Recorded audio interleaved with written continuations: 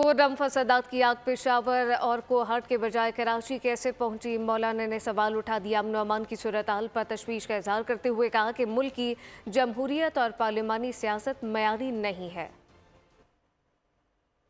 हमारे मुल्क की जमहूरियत और पार्लिमानी सियासत यकीनन कोई मयारी नहीं है।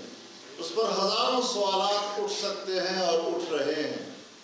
कमजोरियों की बुनियाद पर दस्तबरदार नहीं हुआ जाता, बल्कि उसके इस्तेहकाम के लिए और उसको मुअस्सर बनाने के लिए जद्दोजहद जारी रहती है। और अल्हम्दुलिल्लाह वो जद्दोजहद आज भी जारी है और कल भी जारी है। ये क्या वजह है कि कुर्म में झगड़ा शिया सुन्नी का है, आग जल रही है और उसकी गर्मी न हंगू तक पहुंचती है, न कोहाट तक पहुंचती है और कराची तक पहुंच जाती है।